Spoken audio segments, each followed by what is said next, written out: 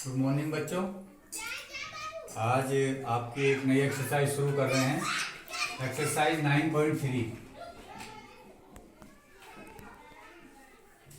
कई दिनों से आपकी वीडियो नहीं बनी।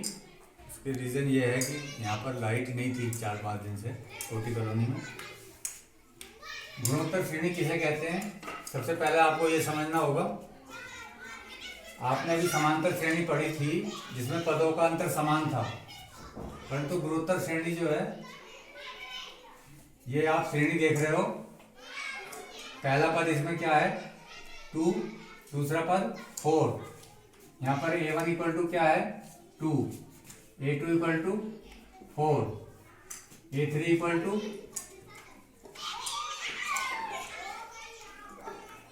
8।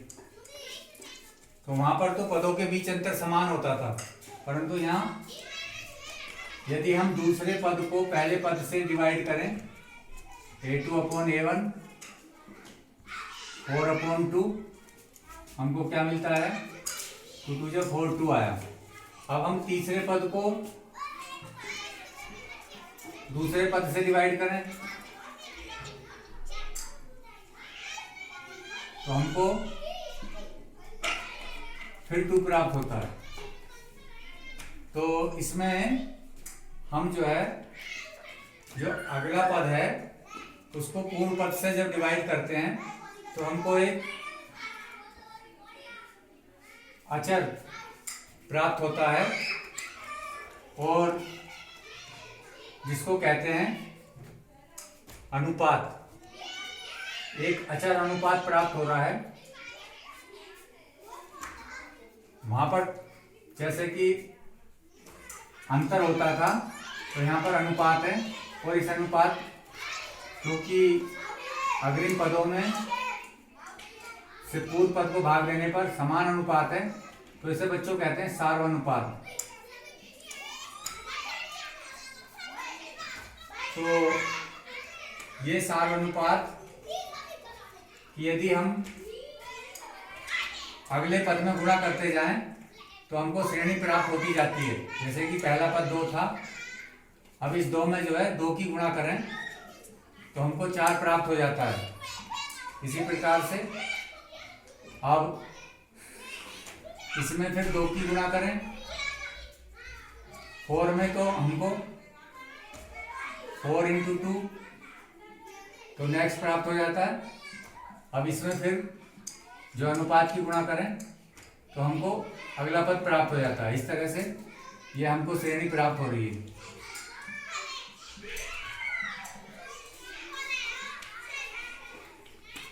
तो एक और श्रेणी, एक और एग्जाम्पल लिया हमने 1/3, 1/9, 1/27। यहाँ पर भी यदि आप देखेंगे 1/9 को 1/3 से जब डिवाइड करेंगे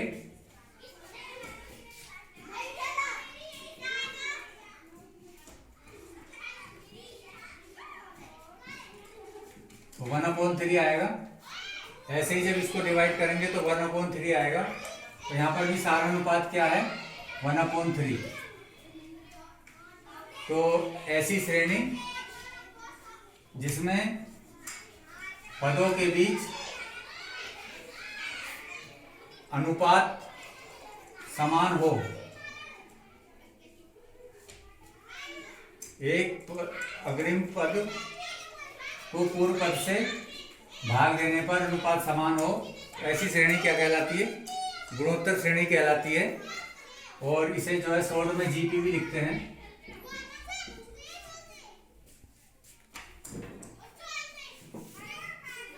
तो यदि हम इसको व्यापक पद लिखें गुणोत्तर श्रेणी का, तो क्या होगा, तो श्रेणी हमारे पास है गुणोत्तर श्रेणी। गुणोत्तर श्रेणी का प्रथम पद क्या होगा A। जैसे कि यहां पर हमने 2 लिया था, तो 2 इंटू R, तो दूसरा पद हो जाएगा AR। फिर AR स्क्वायर, AR क्यूब, इस तरह से जो है पद चलते जाएंगे। तो लास्ट में आप देख रहे हैं कि दूसरे पद में r का मान क्या है, r की घात 1 है। यहाँ पर तीसरे पद में 2 है। तो यदि हम इसका nवां पद निकालें इसी तरह से तो क्या हो जाएगा बच्चों, a n equal to a r to the power n minus 1। n minus 1 इसलिए किया क्योंकि जब n इक्वल टू 1 रख रहे हो आप तो पहला पद आ रहा है, और जब 2 रख रहे हो तब दूसरा पद आ रहा है। तो ये सूत्र आपको याद रखना है, ए एन इक्वल टू गुणोत्तर श्रेणी का nवां पद होता है a r to the power n minus 1, जहां a प्रथम पद है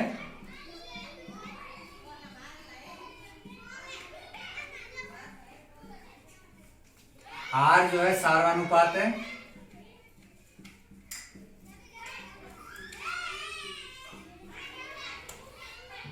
n पदों की संख्या है।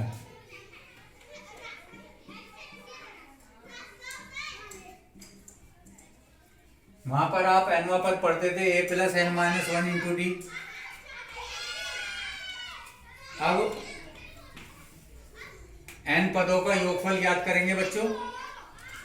गुणोत्तर श्रेणी के n पदों का योगफल क्या होगा, देखिए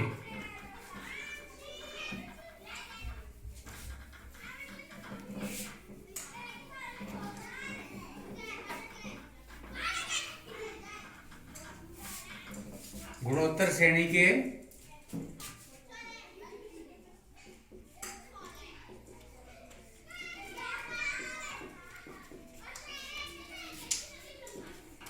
n पदों का योगफल,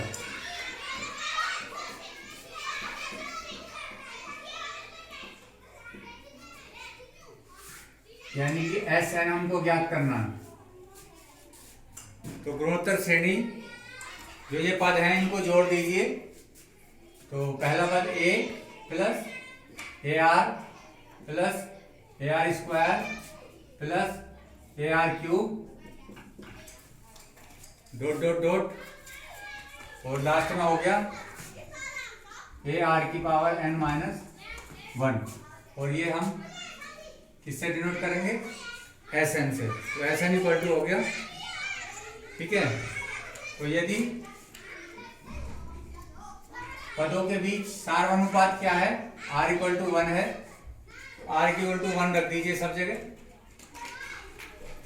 तो एस एन की वैल्यू क्या आ जाएगी, a plus a into 1, a into 1 square a plus a into 1 cube, a into 1 cube, और ये चलता चला जाएगा a कितने पदों तक, n पदों तक। यदि r का मान 1 है तो इसकी वैल्यू कितनी आ जाएगी, जब a को हम n पदों तक जोड़ेंगे तो कितना आ जाएगा, n multiply a, that is n a। ये तो एक बात हो गई, एक कंडीशन हो गई। ये स्थिति, ऐसी स्थिति यदि आती है, स्थिति 1, यदि r 1 के बराबर नहीं है तब ऐसा क्या आएगा, तब क्या फॉर्मूला बनेगा,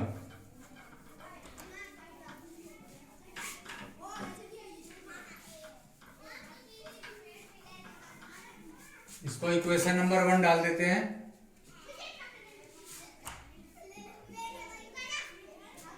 जब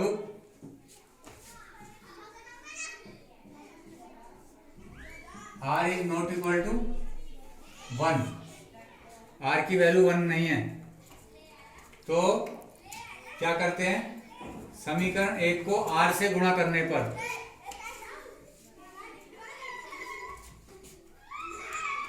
समीकरण 1 को r से गुणा करने पर तो क्या आ गया, r into s n equal to a r plus a are square plus a r cube जब r से इसकी मल्टीप्लाई करेंगे तो यहाँ पर क्या आ जाएगा, 1 से 1 कैंसिल हो जाएगा, तो क्या आएगा a r to the power n। Last का पद क्या हो जाएगा बच्चों, a r to the power n। देख लीजिए एक बार, ए आर की पावर n माइनस 1 गुणा r क्या आएगा, ए आर की पावर n माइनस 1, घात 1 है इसकी तो 1 से 1 कट जाएगा, इसलिए आया ये ए आर की पावर n लास्ट वाला पद। अब इस समीकरण नंबर इसको 2 डाल दीजिए, समीकरण 1 में से समीकरण 2 को घटाने पर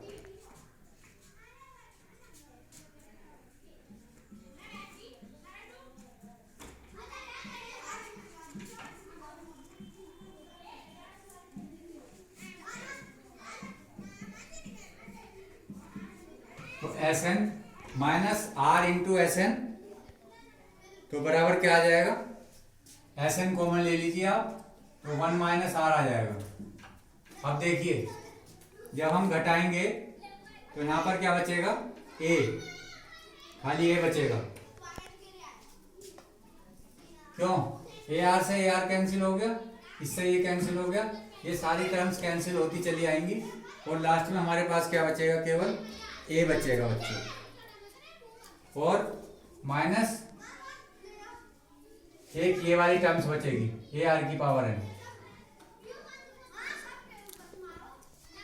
आप इसको ऊपर नीचे लिख करके घटाएंगे तो ये कटते रहेंगे, तो ये बचा हमारे पास, तो एस एन इक्वल टू, इसमें क्या कॉमन ले लेंगे, ए 1 माइनस आर की पावर n, और ये नीचे चला जाएगा।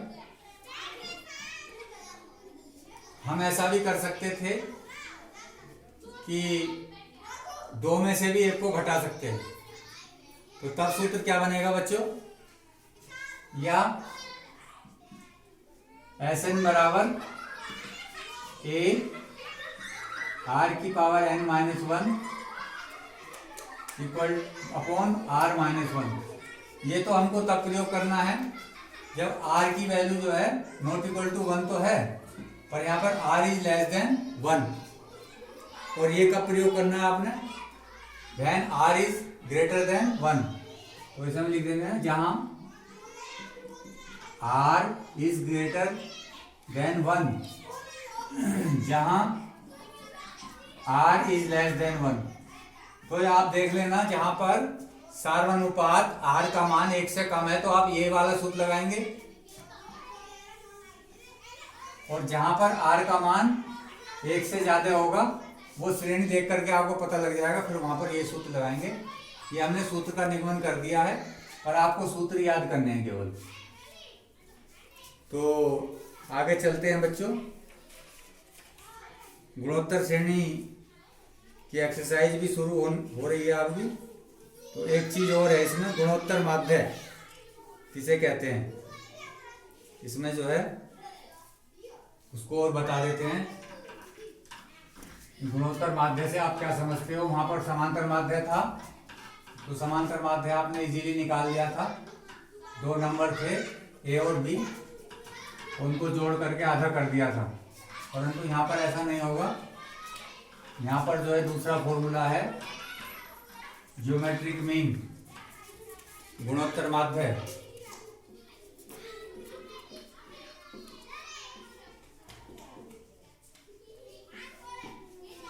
यदि आपके पास 2 नंबर हैं ए और बी, ठीक है, 2 धनात्मक संख्या हो, ए और बी का गुणात्मक माध्य है, 2 धनात्मक संख्याओं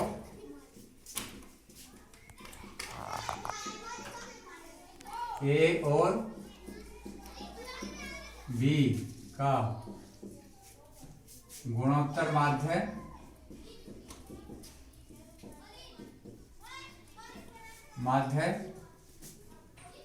बराबर वर्गमूल ए इंटू बी। उन दोनों संख्याओं की गुणा करके उनका क्या लेते हैं, वर्गमूल, और इसे जी से प्रदर्शित करेंगे, तो इसे जी से प्रदर्शित करते हैं।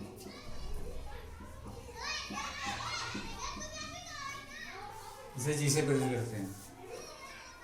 अब वहां पर भी हमने किया था, दो संख्याएं हैं ए और बी, उसके बीच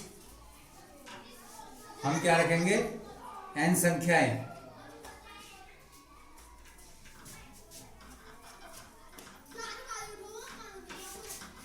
और गुणोत्तर श्रेणी की सहायता से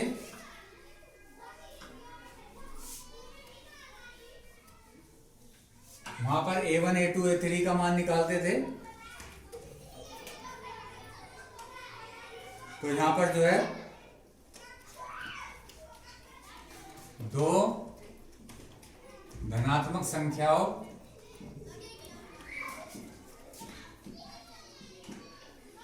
ए और बी के मध्य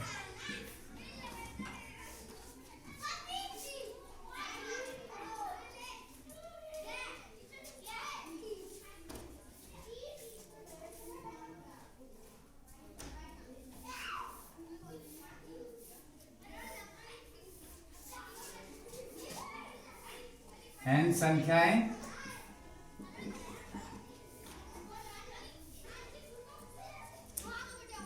रखने पर, ताकि प्राप्त अनुक्रम गुणोत्तर श्रेणी में हो। तो हमको n संख्या रखनी है, कितनी संख्या रख सकती हैं, तो उसका फॉर्मूला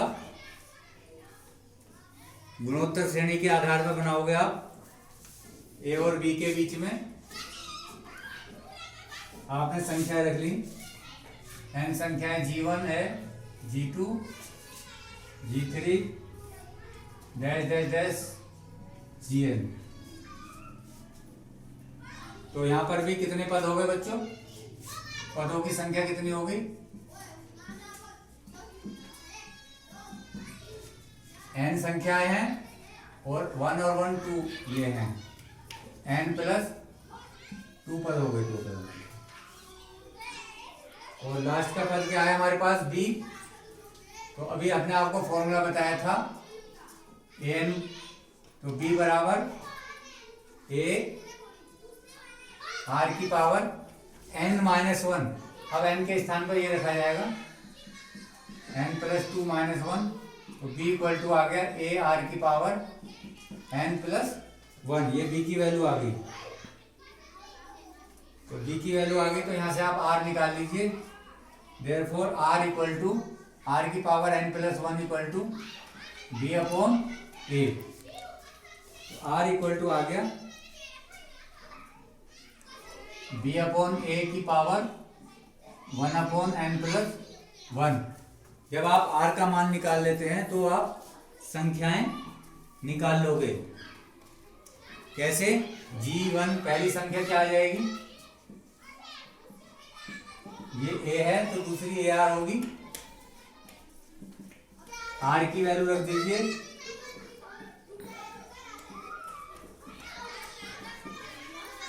ये G1 का मान आ गया ये।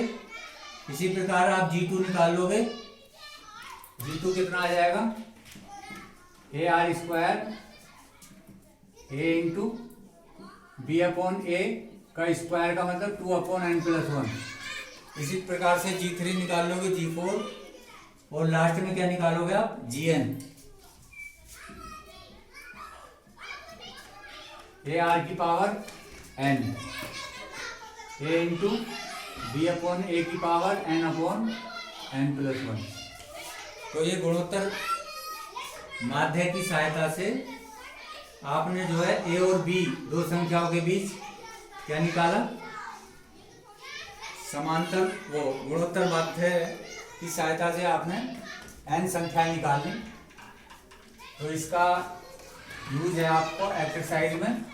अब इसी के साथ साथ इसके इंट्रोडक्शन में एक चीज और रह गई है, उसको भी बता देते हैं, फिर एक्सरसाइज शुरू होगी। वो है, एक क्वेश्चन इसका आ भी जाता है पेपर में, इसको कहते हैं समांतर माध्य तथा गुणोत्तर माध्य के बीच संबंध। समांतर माध्य तथा गुणोत्तर माध्य के बीच संबंध।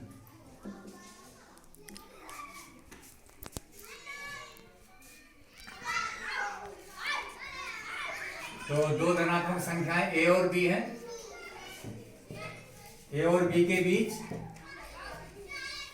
तो a और b के बीच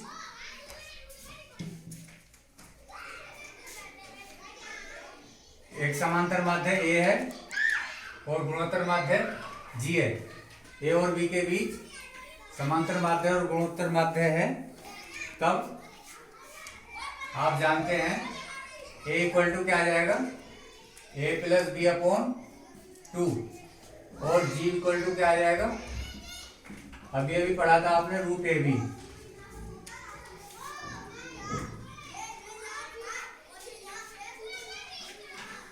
अब इनके बीच संबंध निकालना है, a और g के बीच। a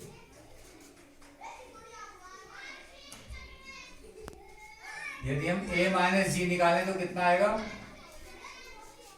a plus B upon 2 minus G की वैल्यू रख दीजिए रूट ए बी।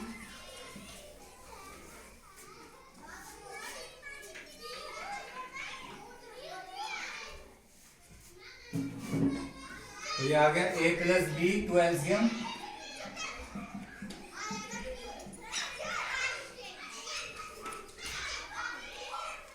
तो ये किसका स्क्वायर है बच्चों, देख लीजिए। इसको मैं ऐसे भी लिख सकता हूं, रूट ए का होल स्क्वायर तो रूट बी का होल स्क्वायर माइनस इन दो की गुणा का दुगना यही आएगा अपॉन 2। तो ये a माइनस बी का होल स्क्वायर की तरह सूत्र बन गया, बस a की जगह क्या है बच्चों, रूट ए है।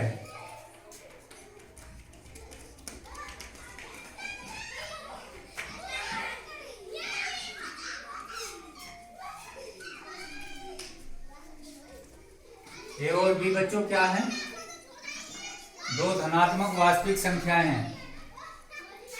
और दो धनात्मक वास्तविक संख्याओं को हम जब घटाएंगे, मानो एक धनात्मक वास्तविक संख्या क्या है, मान लीजिए a इक्वल टू क्या है 9 और b इक्वल टू क्या है 4। 9 का वर्गमूल लोगे, 4 का वर्गमूल लोगे, क्या आएगा 3 माइनस 2। 3 माइनस 2 का होल स्क्वायर करोगे तो क्या आएगा बच्चों, 1 आएगा। इसका कहने का मतलब ये है, ये वाला जो पोर्शन है ये क्या है, वास्तविक संख्या है। और वास्तविक संख्या है तो ये इसका मान कुछ भी आ सकता है, 0 भी आ सकता है। और इसका मान अभी क्या आ गया था, 1 आ गया था, तो 0 भी आ सकता है बच्चों। तो इसका मतलब a माइनस जी का मान या तो 0 से बड़ा होगा या 0 के बराबर होगा। इसका मतलब ये है a इज ग्रेटर और इक्वल टू g। तो ये संबंध हमको प्राप्त हो गया, a का मान g से बड़ा होता है। ये संबंध आ गया हमेशा। समांतर माध्य गुणोत्तर माध्य के बराबर या उससे अधिक होगा।